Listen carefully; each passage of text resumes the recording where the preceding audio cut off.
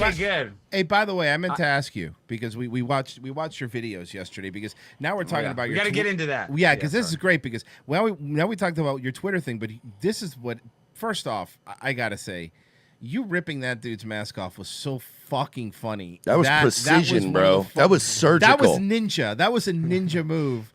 You went yoink and took it off, and so I thought it was funny that they kept trying to hit you guys and punch you guys. Did the cops do anything about that? Did they care? Or? Well, that was at the very beginning. There was no cops. I was actually the one that called the cops, and then it kept, once 2 cops came, they had no idea what was going on. They see all these Christian fascist guys, not me, but this John Doyle, who's actually at the Blaze too. He's like an honest Christian fascist type guy that's like, no homophobes allowed type guy. And I like John, right? But he's like, he's pretty extreme. He'll admit that he's extreme. And there's like people on the megaphone. These cops are like, what the hell is going on? Why are they protesting this small bar? And that was the problem, guys. I'm sure y'all don't care if people are doing drag brunch. I could care less. I don't care if people are, I don't care if I've people lived are in gay. Tampa. Yeah, that's what I'm saying. Dude, I don't give 2 fucks. But this is, dude, you guys know this too about drug culture. They say with a drug dealer, the first time, your first hit's always free. That's what the vibe was, guys. It was like, oh, let me get these kids in this bar. Like, I remember, and it kind of, I imagine it too, like on a football recruiting trip, where like the seniors take you to the bar. It was like that type of vibe, like, come to this cool bar. We're going to show you like this cool edginess. And they were doing it with little kids, guys. Like some of these kids were autistic. Like, say what you will. I don't want to ever seem like I have the moral superiority of anybody, because I don't.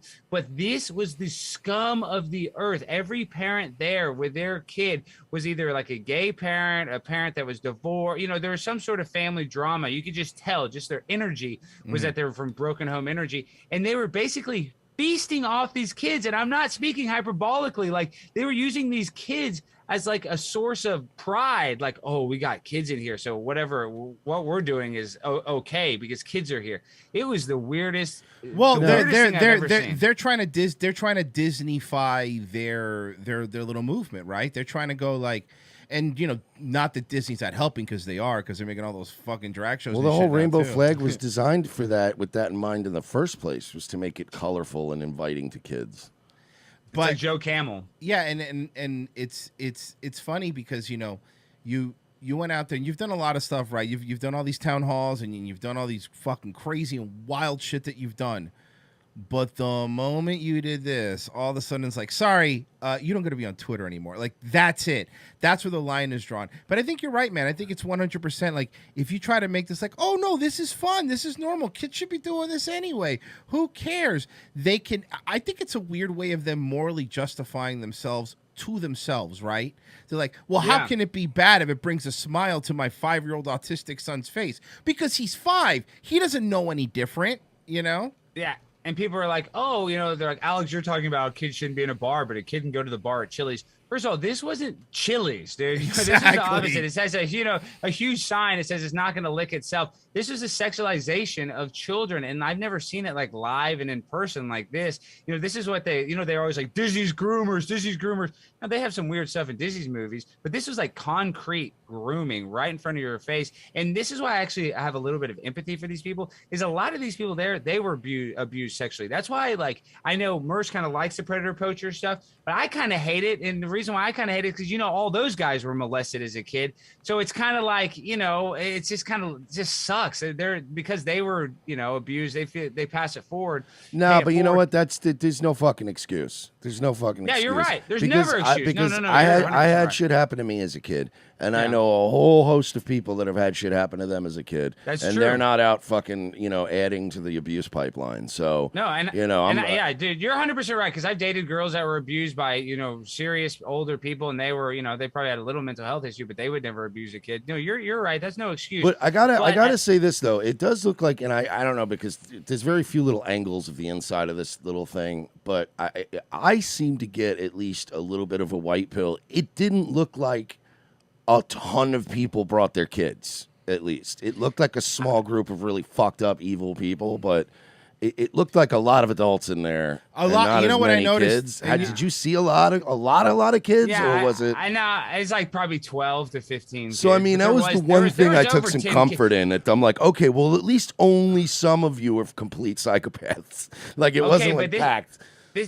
But to play contrarian, that bar, it might seem like it's kind of big because the people that went in there, they did great. Aldo and Isabella Riley, you know, they actually filmed good. But dude, where this angle right now, imagine you're looking now, these people are sitting on a bar stool. That's like the whole bar. It's really a dive bar. That's like the entire bar from that wall to the front door. And then right behind you is a bar with a glass mirror. There's probably from this angle, there's probably only like 2 or 3 more. I mean, probably 5 feet. So it is a small place is what I'm saying. They might look kind of big because this angle you're seeing the whole entire length of it, but it was like a dive bar. Yeah. So it's funny because you brought that up, and I want you to, because I don't know, did you see the news report they did on it? The local news report, all the puff pieces. No, but show me which is. Okay, I mean, I've read them. Yeah, there's specifically one that I want you to hear their excuse. Okay, right after this, watch. Throughout the week. AJ Cruz has worked at Mr. Mister's for about 2 years now. Listen to this. He said today's event allows people to express themselves. There was a lot less people drinking today, so that would make it more kid-friendly. There was a lot less people drinking. Yeah. Alex, you know what? This guy turned me on you now. You're right, Alex. There was a lot of less people drinking, so it was fine. That would be like somebody being like, "Wait, you drove my kid after you had drinks?" I'd be like, "Yeah, I drank a lot less than I usually drink, though." You know what I mean? Okay, I drove your kids home, and I may have had like 5 or 6 drinks, but normally by that hour, I would have had 8 or 9 drinks. Yeah, exactly. I was less hungover than normal, but people have clips. This is the people that were like, exposing him, that the owner, Trey Stewart, this is why he knew me. He does a podcast with the Real Housewives of Dallas, this girl, Stephanie Holman. And I've trolled the Real Housewives. When I first started creating content, they were filming. And I went and just in the middle of it, like a dickhead, pulled out my phone and just messed up their whole set and was like, I'm filming too. It was a shit show. I'll send you all that video on Instagram. You guys need to watch it. It's like one of my older videos on Instagram. But what I'm saying is, so all the Real Housewives of Dallas, they all know me. That's why he knows me, because I trolled him.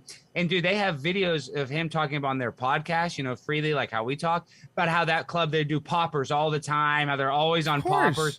So yeah, I mean, they might have been on a little less drugs, but they were taking key bumps and doing poppers, and they were popping Molly for sure. Yeah, but that's okay. But that excuse is the worst excuse I've ever heard. And yeah, a lot of these were puff pieces. To be fair with this one, I will give credit to WFAA.